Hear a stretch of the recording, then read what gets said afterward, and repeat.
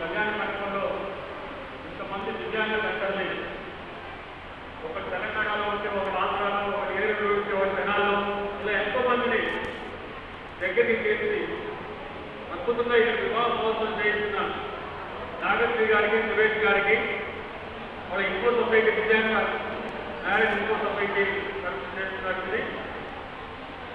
నేను కూడా వారికి ఇంకో జన్మకు లేదని అనుకుంటున్నాను. అంత అద్భుతమైన కార్యక్రమం ఇది.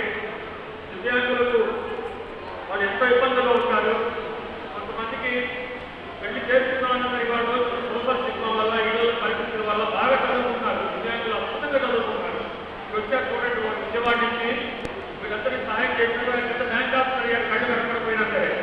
అంత అద్భుతంగా ఇక్కడ గంటల్లో కూడా చాలా మంది చదువుకున్నారు, ఉద్యోగాలు చేస్తున్నారు. దీనికి ఒక సంసారం అనేది ఉంటే బాగుంటుంది. వాళ్ళు మంచి పిల్లలు కొడతారు. ఇక్కడ పోలియో వచ్చి వాళ్ళ పిల్లలు పోలియో రాదు. సో చాలా కారణాల వల్ల వాళ్ళు దివ్యాంగులు అవుతారు, కానీ వాళ్ళ పిల్లలకి అవి రాకపోవచ్చు. సో వాళ్ళ సొసైటీలో మంచి పిల్లలు ఉంటే వాళ్ళ సొసైటీకి అభివృద్ధి చేసే అవకాశం ఉంటుంది. వాళ్ళ తెలివితేటలు ఉన్నాయి, అన్నీ ఉన్నాయి. కానీ సకలాంగలాగా అన్ని అంగాలు సమంగా లేకపోవడం వల్ల వాళ్ళు దివ్యాంగులు అయ్యారు. మనం చూసాగా మనం ప్రధానమంత్రి నరేంద్ర మోడీ గారు వీళ్ళు దివ్యాంగులు అనుకుంటారు, వికలాంగులు అనుకుంటారు.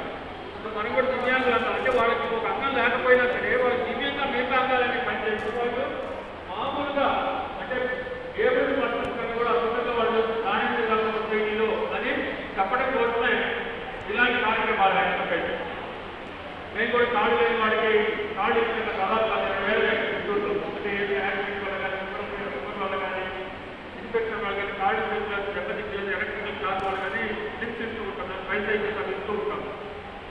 వీటి కొత్త ఐడియా, దివ్యాంగుడికి మ్యారేజ్ చేయాలి, వాళ్ళు చాలా ఇబ్బందులు పడుతున్నారు. వాళ్ళ ఇళ్లలో వాళ్ళు పట్టుకున్న పరిస్థితులు వాడేదో పొలానికి వెళ్తారు, రోజు చేయాల్సింది గడవదు వాడు రోజు పరిస్థితి అట్లా. సో వీళ్ళ గురించి ఆలోచించాలంటే నాగలక్ష్మి గారే వీళ్ళందరికీ అమ్మ నాన్న చేస్తారు, వాళ్ళే ఆలోచన చేస్తారు. ఎంత అద్భుతమైన ఆలోచన అది. అలాంటి ఆలోచనలు ఇంకో సొసైటీ దినదిన ప్రవర్తమానంగా వీళ్ళందరికీ ఇంకా బాగా సర్వీస్ చేయాలని, వాళ్ళు ఇంకా దేవతలుగా శక్తి సామర్థ్యం ఇవ్వాలంటే ఫైనాన్షియల్గా, ఆర్థికంగా, సామాజికంగా కూడా వాళ్ళకి గ్రేటర్ మనం చేయకూడదు. దివ్యాంగులు కలిసి మంచిగా మళ్ళీ సొసైటీకి ఇంకో మంచి మనసులను అప్పచెప్పాలి. ఇది వీళ్ళు చేస్తున్న ఒక మంచి కార్యక్రమం. సో అద్భుతమైన కార్యక్రమం ఇది.